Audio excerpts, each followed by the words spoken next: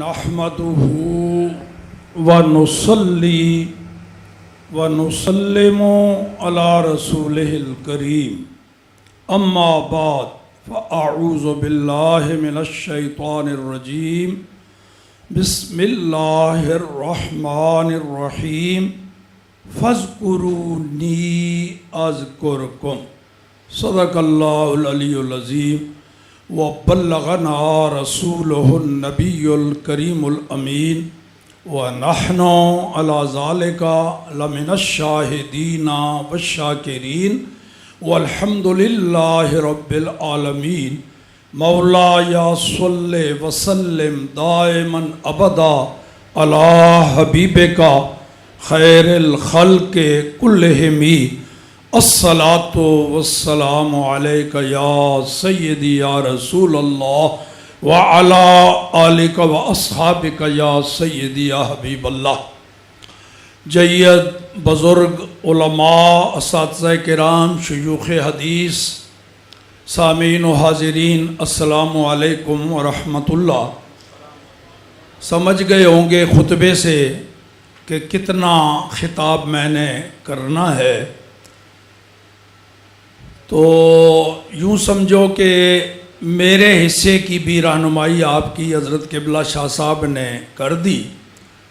بیان عقائد میں اسی پر اکتفا کرتے ہوئے، اس کی تائید کرتے ہوئے صاحب عرس سے متعلق دو باتیں زیادہ سے زیادہ 15 منٹ میں ہو جائیں گی، ورنہ اس سے اندر اندر ہی رہوں گا. براہ راست صاحب عرس سے متعلق فَاذْكُرُونِي أَذْكُرْكُمْ، رب کریم کا ارشاد، تم مجھے یاد کرو میں تمہارا ذکر کروں گا، تم میرا ذکر کرو میں تمہارا. لفظ چونکہ ایک جیسے ہیں لہذا عام مترجمین نے ایسے ہی ترجمہ کر دیا، اور جو اسرار و معنی قرآن کے سمندر کے غوطہ زن ہیں انہوں نے ذرا تھوڑا اور لذیذ میٹھا ترجمہ کر دیا، تم مجھے یاد کرو میں تمہارا چرچا کر دوں گا. لو جی، حضرت قبلہ تاجدار گولڈا حضرت قبلہ پیر سید مہر علی شاہ صاحب رحمۃ اللہ تعالی علیہ مشہور تھا، متعین تھا اور حق تھا کہ ہر سال محرم میں پاک پتن شریف آپ کی حاضری پکی تھی، سب کو علم ہوتا تھا. کئی وہاں زیارت کے پیاسے آتے، کوئی دعا کرانے آتے، کوئی مسئلہ پوچھنے آتے. تو ایک دفعہ ضلع باول نگر کی تحصیل منچن آباد کا ایک مولوی ذہن میں پتہ نہیں کیا کیا ڈرامے سوچ کر، ہیلے بہانے سوچ کر اپنے خیال میں آیا کہ پیر صاحب کو میں لاجواب کر دوں گا، دھوکہ دے دوں گا. اسے کیا خبر تھی کہ اللہ والے صرف ان آنکھوں سے نہیں دیکھتے. ینظر بنور اللہ، اور لوح محفوظ است پیش اولیاء. آیا تو آ کے پوچھا جی پیر صاحب آئے ہوئے ہیں گولڈا شریف سے، کدھر ہیں؟ لوگوں نے بتایا. وہ پہنچا، آ کے پہلے تو بڑی چاپلوسی کہنے لگا، حضرت جی بڑے آپ کے مرید ہیں جی، بڑی آپ کی اونچی شخصیت ہے، مرید ہیں آپ کے، شاگرد ہیں آپ کی، بڑی کتابیں ہیں. تو میں ایک گزارش لے کر آیا ہوں کہ یہ دیکھو نا جی، لوگ یہاں دیہاتوں کے عام ان پڑھ زیادہ جمع ہوتے ہیں، یہاں چند دن گزارتے ہیں تو بے مقصد بس وقت گزارتے ہیں، بلکہ اپنا وقت ضائع کرتے ہیں، بلکہ گناہ اور بدعت میں وقت ضائع کرتے ہیں. آتے ہیں حضرت بابا صاحب کے عرس میں، اور وہ کام جو بابا صاحب نے کیا وہ نہیں کرتے، اس کے برعکس کرتے ہیں. بابا صاحب نے ساری زندگی ذکر خدا کیا، اللہ اللہ کی، اور یہ آ کے غیر اللہ کے نعرے لگاتے رہتے ہیں. دیکھو ذرا اس کی چالاکی، عیائی. وہ جو شاہ صاحب فرما رہے تھے نا، اندر کچھ باہر کچھ، جو کچھ اندر ہو وہی باہر ہونا چاہیے. یہی ہمارے اکابر اسلاف کا طریقہ، یہی تعلیمات، یہی قرآن و حدیث، اور یہی آج کے سنی کی پہچان. تو دیکھو جی پیر صاحب، یہ یہ آ کے یہاں یہ نعرے لگاتے ہیں اللہ محمد چار یار حاجی خواجہ کتب فرید حق فرید یا فرید حق. یہ وہاں جا کے دیکھو نا آج بھی وہی منظر. اور ساتھ بڑی ایک پیاری بات اس کے منہ سے نکل گئی اور سچ نہ چاہتے ہوئے بھی اللہ نے اس کے منہ سے. یہ صاحب آپ ہی ان کو سمجھا سکتے ہیں. ہم اگر ان کو مسئلہ بتائیں نا تو ہمیں تو یہ جوتے مارتے ہیں یعنی ہمیں اس قابل سمجھتے ہیں کہ ہمارے سر پر یہ جوتے ماریں. آپ کی بات مان جائیں گے تو آپ مہربانی کریں ان کو منع فرمائیں کہ وہ جتنا وقت یہاں گزارتے ہیں وہی کام کریں جو صاحب عرس نے کیا. اللہ اللہ کا نام لیں, اللہ کا ذکر کریں. پیر صاحب رحمۃ اللہ تعالی علیہ اپنی خدا داد قوت واسرہ سے سمجھ گئے کیا کہہ رہا ہے. فرمایا مولوی جی بڑی عجیب بات کہہ رہے ہیں آپ مجھے وہ کام کرنے کا کہہ رہے ہیں کہ میں روکوں جو کام کرنے کا رب نے ان کو حکم دیا ہے کہ یہ کرو. سوچیں کیا کہہ رہے ہیں. عجیب مولوی آپ. اور میں کون ہوتا ہوں اس کام سے منع کروں جو کام کرنے کا حکم رب نے دیا. اب مولوی تھوڑا سا سمجھا کہ یہ کہنے لگا پیر صاحب مذاق نہ کریں, رب نے حکم دیا ہے تو پھر اس کی دو ہی صورتیں ہیں, یا تو قرآن میں اللہ نے حکم دیا یا پھر حدیث قدسی. پیر صاحب نے فرمایا مولوی جی حدیث قدسی کا مرحلہ بھی بعد کا ہے, قرآن میں اللہ نے حکم دیا ہے. ان کو رب نے حکم دیا ہے, یہ اللہ کے حکم پر عمل کر رہے ہیں. کہنے لگا جی 50 ہو گئے مجھے قرآن پڑھاتے ہوئے, پڑھا بھی کئی تفسیریں مطالعہ کی, مجھے تو کہیں قرآن میں فرید کا نام نہیں نظر آیا. آپ کہتے ہیں حق فرید یا فرید کے نعرے لگاؤ, یہ رب نے کہا ہے. وہ بھی تو پیر صاحب تھے نا. میں مولوی جی 50 سال جو آپ نے قرآن پڑھایا اس میں یہ جملہ موجود ہے فَاذْكُرُونِي أَذْكُرْكُمْ. کہنے لگا جی یہ تو ہے, اس میں کہاں حق فرید یا فرید لکھا ہے, اس میں کہاں فرید کا ذکر. اور میں مولوی جی قرآن میں سب کچھ ہے مگر نظر سب کو نہیں آتا ہے. سب کچھ مگر نظر سب کو. قرآن فہمی کی جو اینک ہوتی ہے نا, جن کے پاس وہ ہوگی ان کو ہی قرآن سمجھ میں آئے گا. لگتا ہے آپ کے پاس وہ نہیں تو آپ 50 سال اور بھی پڑھا لیں نہیں سمجھ میں آئے گا, کیونکہ وہ اینک آپ کے پاس نہیں جس سے قرآن کو دیکھا جاتا ہے. فرمایا دیکھو اس میں دو ہی تو باتیں ہیں, ایک ہے حکم خدا, دوسرا ہے وعدہ خدا. امر کا صیغہ ہے فَاذْكُرُونِي, آگے وعدہ ہے اذکرکم, تم میرا ذکر کرو میں پھر تمہارا چرچا کروں گا. یہ تو ٹھیک ہے جی. تو فرمایا تو نے خود کہا ہے کہ حضرت بابا فرید الدین گنج شکر رحمۃ اللہ تعالی علیہ نے ساری زندگی رب کا ذکر کیا, خود ابھی تو کہہ رہا تھا. تو انہوں نے فَاذْكُرُونِی پر عمل کیا. اب رب کریم وعدہ نبھا رہا ہے, اذکرکم کا مظاہرہ کر رہا ہے. اس نے اپنی مخلوق کی زبانوں پر ان کے نعرے اور ان کے چرچے جاری کر دیے ہیں. اللہ کا حکم انہوں نے مانا, رب اپنا وعدہ پورا کر رہا ہے. یہ میں اگر منع بھی کروں نہیں ہوگا. میں کون ہوتا ہوں رب کے حکم کے خلاف فتویٰ دینے والا.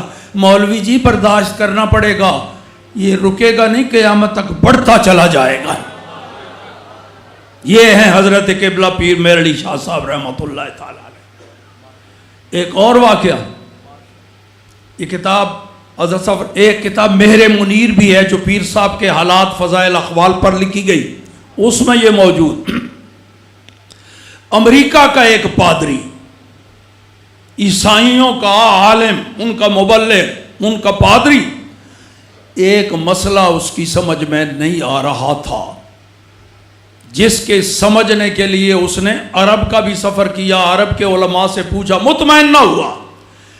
کسی نے مشورہ دیا کہ عرب کے بھی علماء ہیں لیکن بر صغیر میں اس کو پاکستان وغیرہ نہیں تھا نا, ہندوستان ہی تھا. برے صغیر ہندوستان میں بھی کچھ بڑے بڑے چوٹی کے چند ایک علماء ہیں, وہاں چلے جاؤ, ہو سکتا ہے تیری الجھن دور ہو جائے. وہ مسئلہ کیا تھا جی جس میں وہ پریشان تھا؟ مسئلہ یہ تھا کہ علماء اسلام یہ دعویٰ کرتے ہیں کہ سب کچھ قرآن میں ہے, ہر چیز کا, چھوٹی بڑی چیز کا ذکر قرآن میں ہے, تبیان لکل شیء. مگر چھوٹی بڑی شے, چھوٹی سے چھوٹی شے کا بھی ذکر مجھے نہیں سمجھ آتی کہ امام حسین رضی اللہ تعالی عنہ جو مسلمانوں کے نبی کے نواسے, اسی قرآن کی حرمت کی خاطر پورا کنبہ شہید کرا دیا, بڑی سے بڑی قربانی دی, وہ چھوٹی شخصیت نہیں, اتنی بڑی شخصیت, ان کا تو ذکر قرآن میں ہے کوئی نہیں, اور یہ کہتے ہیں چھوٹی سی چھوٹی چیز کا بھی ہے. یہ نہیں اسے سمجھ آ رہا, اس میں الجھا ہوا تھا.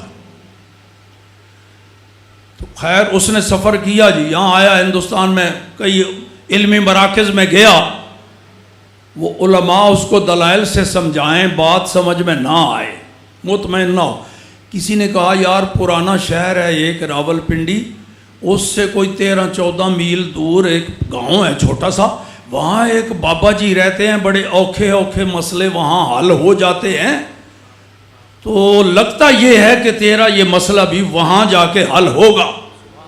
اس نے سفر, اس دور کے مطابق جیسا سفر ہوتا تھا, سفر کی مشقت برداشت کر کے بالآخر وہ پہنچ گیا گولڑا شریف.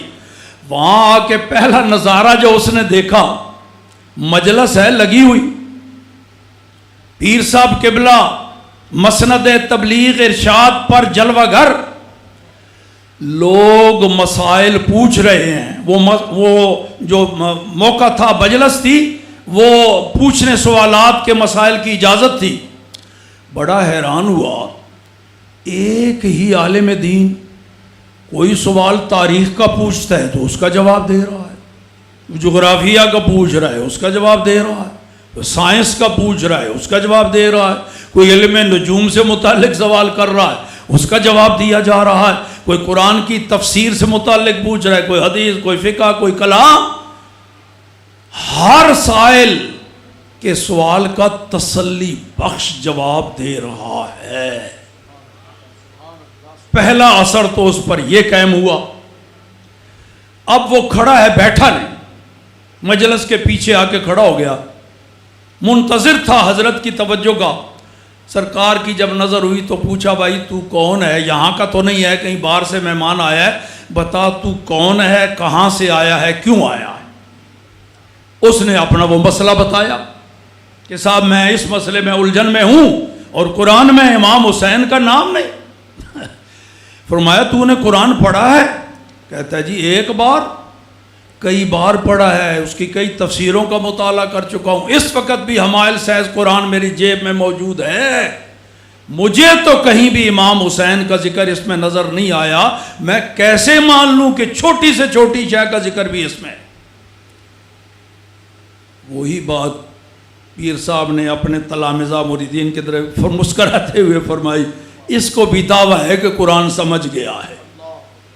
سب کچھ قرآن میں ہے, مگر وہ سمجھنے کی جو اینک ہے نا وہ ہر ایک کے پاس نہیں ہے. عیسائی پادری بھی دعویٰ کر رہا ہے کہ سارا قرآن سمجھ. فرمایا اچھا پادری صاحب قرآن تمہارے پاس ہے, نکالو پھر پڑھو. کھول کے کہنے, اس کو اتنا پتا تھا, مطالعہ کیا ہوا تھا نا کہ مسلمان جب قرآن کی تلاوت کرتے ہیں تو کیسے. کہنے لگا پیر صاحب کہاں سے پڑھوں؟ فرمایا جہاں سے تیری مرضی, جہاں سے تیری مرضی. اب اس نے کھولا, کہیں سے بھی نکلا ہوگا, اس نے کیا پڑھا, اعوذ باللہ من الشیطان الرجیم بسم اللہ الرحمن الرحیم. فرمایا بس پادری صاحب تمہارے سوال کا جواب آ گیا. ہکا بکا نظریں گاڑ کے دیکھنے لگا. فرمایا 2 جملے تو نے ابھی وہاں پڑھے ہیں, 2, اعوذ باللہ من الشیطان الرجیم ہم تلاوت کے پہلے آداب ہیں، یہ جملہ پڑھتے ہیں، مگر یہ قرآنی آیت نہیں۔ آگے تو نے پڑھا بسم اللہ الرحمن الرحیم، یہ قرآن پاک کی آیت ہے، یہ قرآن ہے۔ تو تو نے اپنی مرضی سے پڑھا، اور سب سے پہلے قرآن کا جو جملہ تیری زبان پہ آیا، اس میں تیرے سوال کا جواب موجود۔ حضرت جی کہاں موجود؟ فرمایا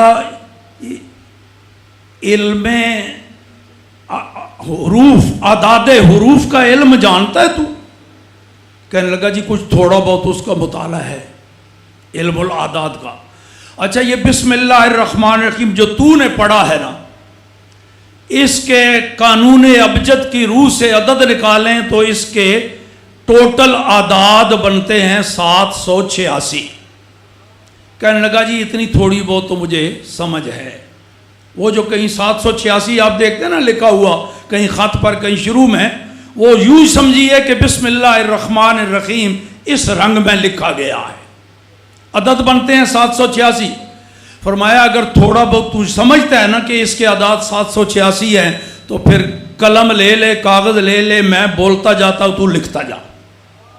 کیسے سمجھایا؟ یوں سمجھایا کرتے ہیں اللہ والے۔ لکھ بھائی، امام حسن لکھا۔ فرمایا یہ جتنے میں نے حرف بولے ہیں نا، امام سمیت حسن، ان کے ابجد کے قانون کے تحت عدد بنتا ہے پورا 200۔ امام حسن لکھ، آگے 200 لکھ لے، لکھ لیا۔ سن ولادت 4 ہجری، آگے 4 لکھ لے۔ سن شہادت 50 ہجری، آگے 50 لکھ لے۔ اب یہ 3 باتیں لکھ لی، امام حسن نام، سن ولادت آگے 4، سن شہادت لکھے آگے 50۔ اب لکھ امام حسین، اس کے عدد بنتے ہیں 210، کیونکہ ایک وہ یا آ گئی نا درمیان میں، اس کے 10 ان سے عدد ہوتے ہیں، تو حسن میں وہ نہیں تھی، ادھر آ گئی تو 210 یہ لکھ لیا۔ سن شہادت 61 ہجری، 61 لکھ لیا۔ فرمایا جہاں وہ شہید ہوئے اس جگہ کا نام کرب و بلا، وہ لکھ، اس کے عدد بنتے ہیں 261۔ فرمایا جمع کر، اوپر لکھوا دیا بسم اللہ الرحمن لکھا ہوا، جمع کر کے کہنے لگا بڑا ہکا بکا یوں انگلی رکھ کے، پیر صاحب یہ تو 786 بن گئے۔ فرمایا یہ پہلی آیت جو تو نے اپنی مرضی سے اپنی رائے، تو اس میں پتہ ہے کتنے معلومات؟ تو کہتا ہے نام نہیں، ان کا اپنا نام آ گیا، ان کا سن شہادت آ گیا، مقام شہادت آ گیا، ان کے بڑے بھائی کا نام آ گیا، دونوں بھائیوں کا امام ہونا وہ بھی آ گیا، بڑے بھائی کا سن ولادت بھی آ گیا، اتنی باتیں تو اس میں آ گئیں جو تو نے اپنی مرضی سے آیت پڑھی۔ آگے پڑھے تو اور پتہ نہیں ان کے کیا فضائل مناقب قرآن میں آ جائیں گے۔ کہنے لگا میں نے اتنا تو پتہ تھا کہ علماء اسلام یہ علم الاعداد میں بڑی دسترس رکھتے ہیں، مگر مجھے یہ پتہ نہیں تھا۔ فرمایا وہ جو تو جہاں تک پہنچا تھا نا وہ کسبی علم ہے، یہ ایک لدنی علم ہی ہوتا ہے، یہاں تک تیری رسائی نہیں تھی۔ تو یہ ہے جی صاحب عرس سے متعلق 2 باتیں، تو منٹ بھی 14 ہو گئے۔ وآخر دعوانا ان الحمدللہ رب العالمین۔